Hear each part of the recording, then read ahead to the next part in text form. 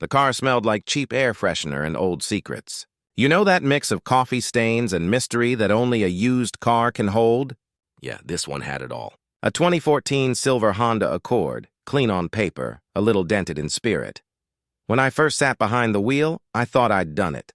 I'd finally escaped my old life. New job, new town, new start. The kind of fresh chapter you tell yourself you deserve after years of just surviving. But the GPS was still logged into the previous owner's account. And that's where things got strange. The screen kept lighting up on its own every time I started the car, showing saved destinations I didn't recognize. Home. The cabin. Don't forget. Weird, right? I laughed it off at first, figured maybe the last guy was a sentimental type, or just bad at deleting history.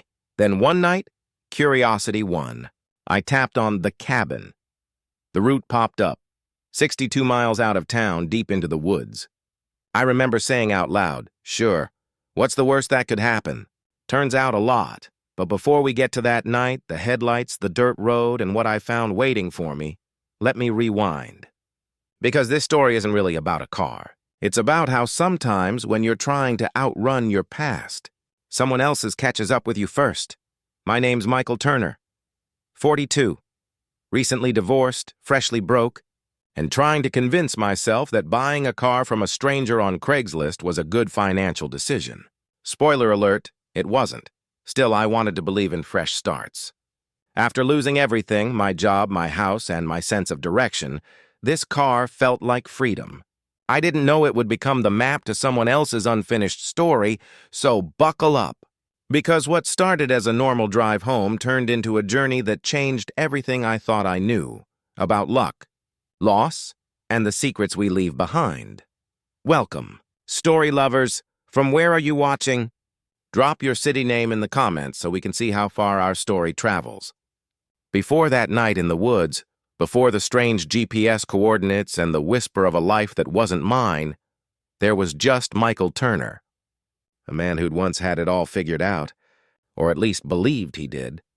I grew up in a small town outside Columbus, Ohio, one of those places where people don't dream too big because dreaming feels like tempting fate. My dad was a machinist, quiet but steady. Mom worked double shifts at a diner, the kind where the coffee never tastes quite right, but the regulars still tip her just for the smile. We weren't poor, not really, but we were never comfortable either. Every dollar was stretched, every choice measured. My parents' love language was survival, and survival leaves little room for dreams. Still, I had one. Cars. I loved how they sounded, how they moved, how each one told a story. My dad said engines were like people. If you listen long enough, you'll know what's wrong. I didn't realize he was talking about more than cars. I was supposed to go to engineering school. Even got in.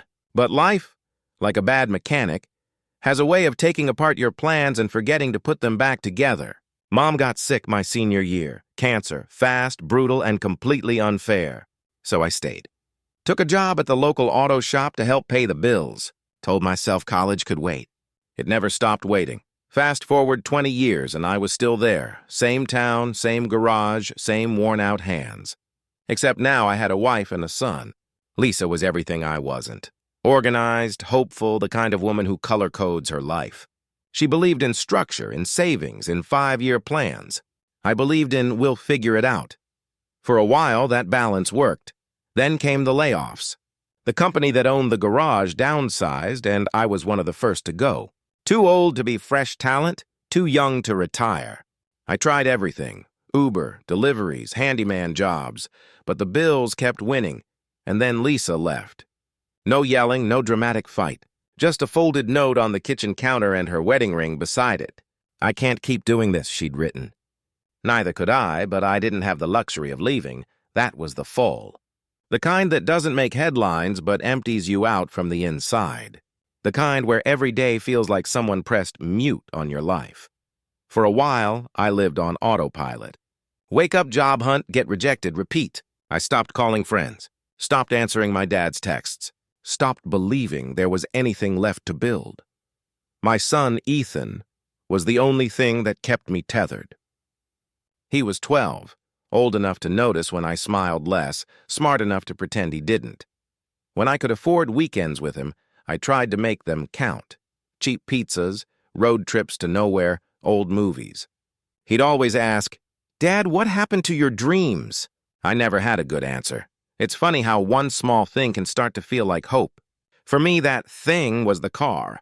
That silver Honda Accord, sitting in a stranger's driveway with a for sale sign, felt like a lifeline. $4,500, high mileage but clean. The owner's wife said her husband had passed unexpectedly, and she just wanted it gone. I remember her voice, soft, polite, but heavy, like she was letting go of more than just a car.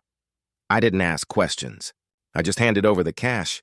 That night, I sat in the driver's seat, ran my hands over the steering wheel, and whispered, "New chapter."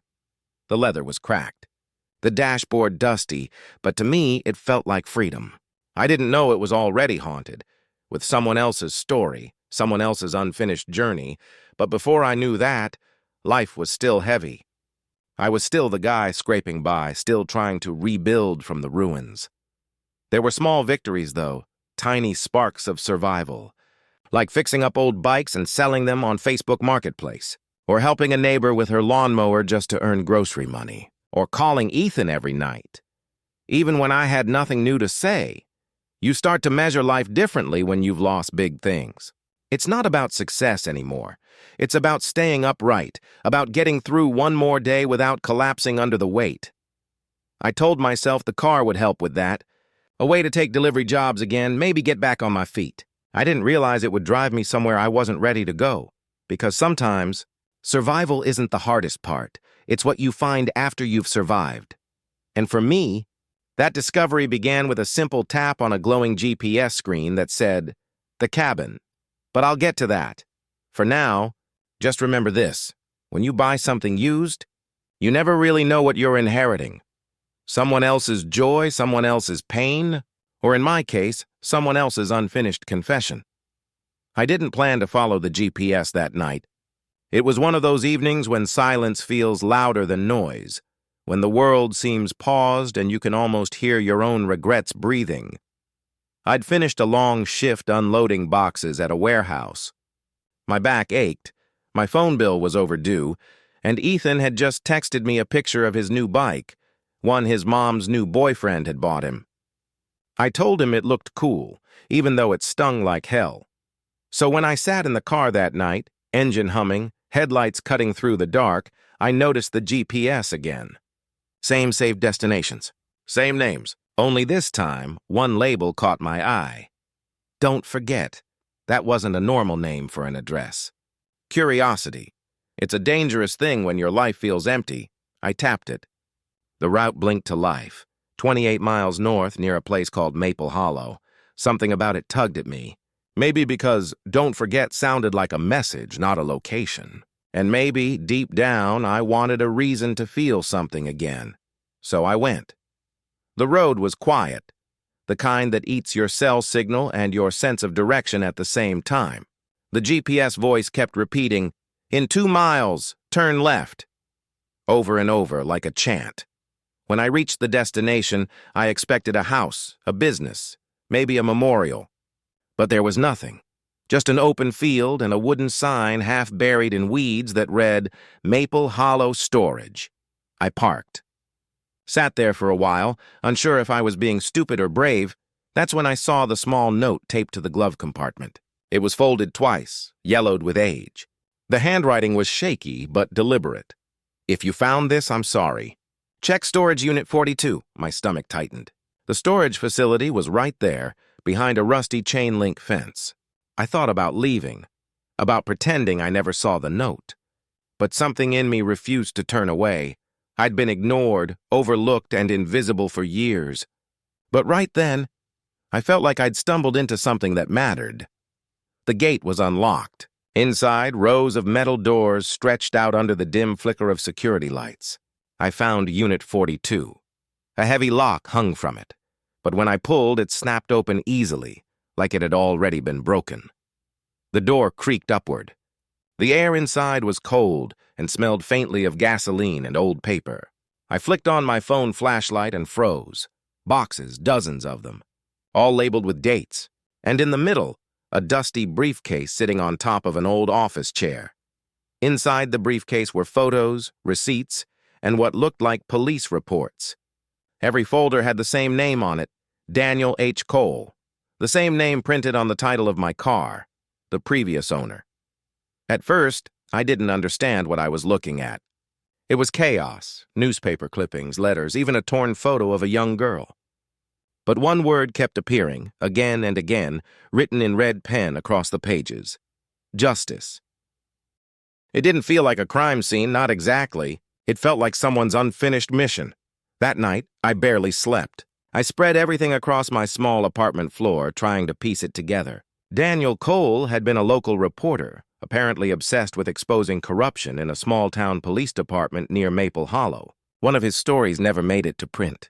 The notes hinted that he'd found something about a missing teenage girl and that someone wanted him silenced. 3 weeks later, he was found dead in what was ruled a car accident. My car. That realization made my chest tighten. I sat there staring at the registration, the photos, the address notes. The same car I was driving, the same one that felt like my second chance, was the one he died in. The next day, I went back to the garage where I used to work and showed the photos to my old boss, Dave. He was an old-school guy, the kind who never trusted coincidences. He looked at the files, then looked at me and said, "Mike, if this guy was poking around something dirty and you've got his stuff now, you need to be careful. People don't like their secrets dug up." I laughed it off, but the unease stuck. Still, curiosity became obsession. I started reading through Daniel's notes every night, tracing his leads, trying to understand what he was chasing. I even found a local journalist online, Karen Blake, who'd worked with him once. She agreed to meet for coffee. Karen remembered him well. "Daniel was relentless," she said. He thought the girl's disappearance was linked to an officer, someone high up. But before he could publish, his brakes failed. Her words hit like a gut punch. Brakes failed. I thought about my car, the way the GPS always flickered, the faint rattle under the hood. Was I driving a death trap, or was I sitting in the evidence of a cover-up? That night, I decided to visit the police station in Maple Hollow, pretending I was writing a piece about local history. I just wanted to see the faces. The moment I mentioned Daniel's name, the officer at the desk froze for a split second, then smiled too quickly. "Tragic accident," he said. "Long time ago. Best not to stir old dust." Old dust. But what if that dust was the truth he'd died trying to reveal? For days I wrestled with it.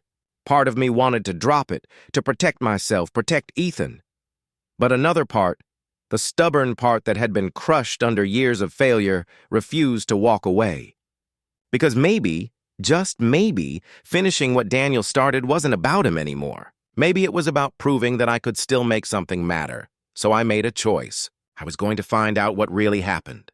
To that girl and to the man whose ghost was still whispering through my GPS. Even if it meant putting myself in the same danger that killed him. Because sometimes redemption doesn't come with applause. Sometimes it starts with one impossible question. What if the truth is buried in the same car you're driving? It was a Thursday night when everything came crashing together. Rain hammering the windshield, headlights cutting through fog. The kind of storm that feels personal. Like the sky itself is angry at you for digging too deep. For 2 weeks, I'd been chasing Daniel Cole's ghost, old contacts, archived files, small-town whispers no one wanted to repeat. Every lead pointed to one man. Captain Raymond Holt, a decorated Maple Hollow police officer. Daniel's final notes said it plainly. Holt knows. The girl, the cover-up, the threats. He'd written it 3 days before he died. I'd gathered enough proof to make anyone nervous. Copies of police reports that didn't match public records. Receipts from a towing company showing Daniel's car had been impounded before the crash was even reported. It was no longer just a mystery. It was murder hidden behind bureaucracy. And now I had one chance to make someone listen. Karen, the reporter, had agreed to help me publish Daniel's story posthumously. But first she needed a statement, something official, something undeniable. She arranged a meeting with the town's new mayor, a man running his campaign on restoring transparency. The meeting was at City Hall, a place that smelled of old money and politics. When I walked into that room, every head turned. A guy in worn jeans and a thrift store jacket doesn't exactly blend in among polished suits. The mayor was polite, but dismissive. "Mr. Turner," he said, smiling thinly. "Karen told me you had information?" I handed him the briefcase. Everything in here belonged to Daniel Cole. He was investigating corruption in Maple Hollow PD when he died. I think he was silenced. He opened it, glanced at the papers, then leaned back. "Those are serious accusations," he said slowly, "and dangerous ones if untrue." Before I could respond, the door opened, and in walked Captain Holt himself. Gray hair, heavy build, medals on his chest. His eyes locked on mine. "Well, I'll be damned," he said with a smirk. "You driving Daniel's car these days?" The room went quiet. Karen's hand tightened on her notepad. The mayor cleared his throat. "Captain Holt, you might want to hear this. Mr. Turner believes Daniel Cole's accident—" "Wasn't an accident," I finished. Holt laughed. The kind of laugh that belongs to men who've gotten away with too much for too long. "Son, Daniel Cole was a conspiracy nut.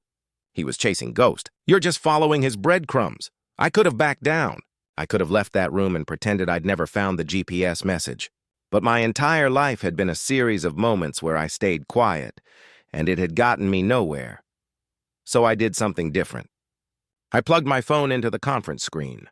The screen lit up with an image, one I'd found buried in Daniel's files. A time-stamped photo showing Holt's patrol car parked outside the same cabin coordinates my GPS had led me to, the night before Daniel's crash. The color drained from Holt's face. The mayor leaned forward. "What is this?" I took a shaky breath. That's the cabin Daniel was investigating. He believed the missing girl, Sophie Miller, was kept there. The same night he died, Holt's cruiser was parked outside. The same cruiser that later found Daniel's wreck. Karen added quietly, "There's also a towing record showing the vehicle was impounded hours before the report was filed." The room erupted. The mayor started questioning Holt. Two other staffers whispered urgently to each other. But Holt didn't argue. He just stared at me, eyes cold. "You think you're some kind of hero, Turner? You have no idea who you're messing with." I looked right at him. Neither did Daniel. For a moment, no one spoke. The storm outside rattled the windows. Then Holt stood, slow and deliberate, like a man cornered but still dangerous. "You think anyone's gonna believe a broke mechanic with a used car and a sob story?" He hissed. "Walk away before you end up just like him." That should have scared me. Maybe it did. But something in me snapped that night. The years of being overlooked, dismissed, and forgotten. I'd spent my whole life watching people like him win because people like me stayed quiet. So I didn't. I turned back to the mayor. "If you won't open an investigation, I'll take this public. Every document, every file, every photo. Karen's already prepared the story." Holt lunged forward, snatching the briefcase. Papers scattered across the floor.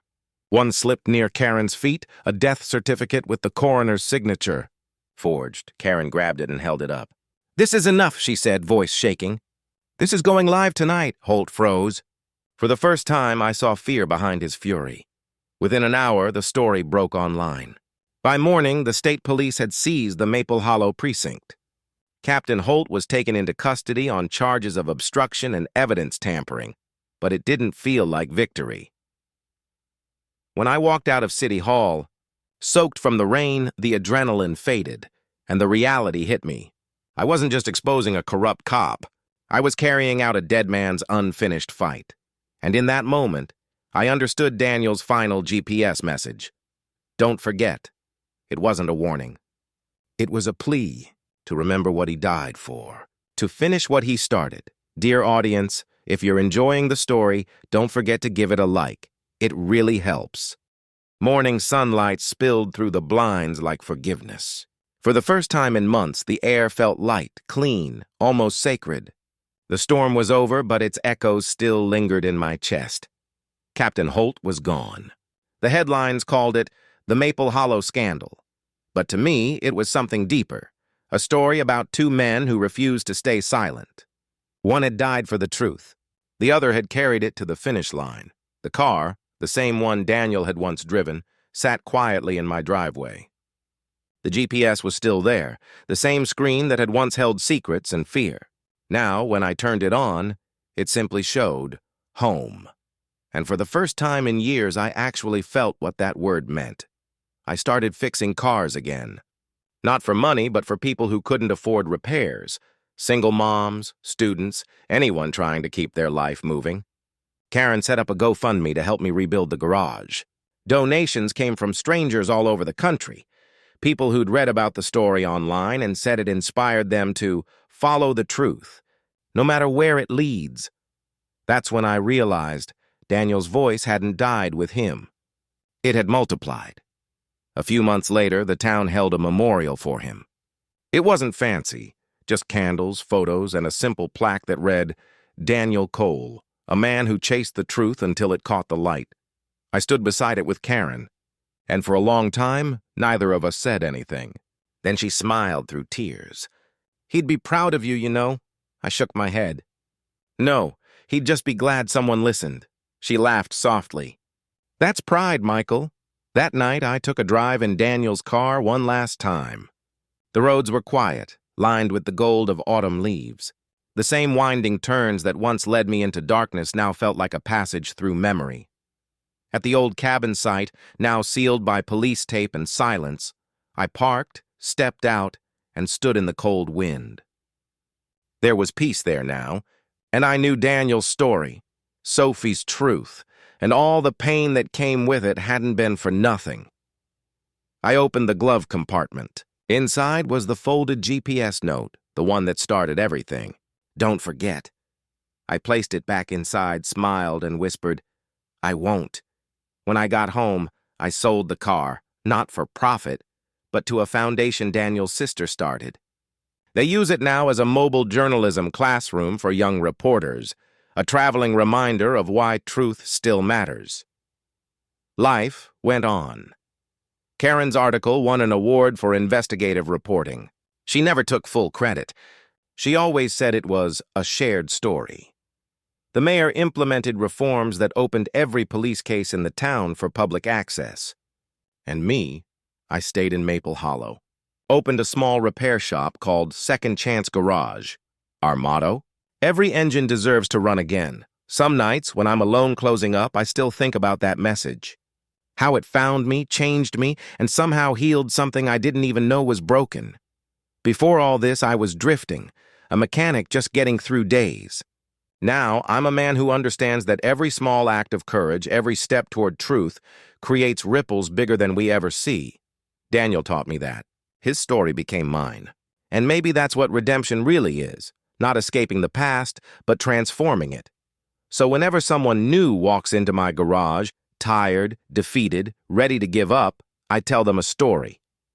About a car, a message, and a man who left behind more than clues. He left behind purpose. And when they leave, I always repeat those same two words. The ones that changed my life. Don't forget. Thanks for watching. Subscribe to our channel for more powerful true stories every week.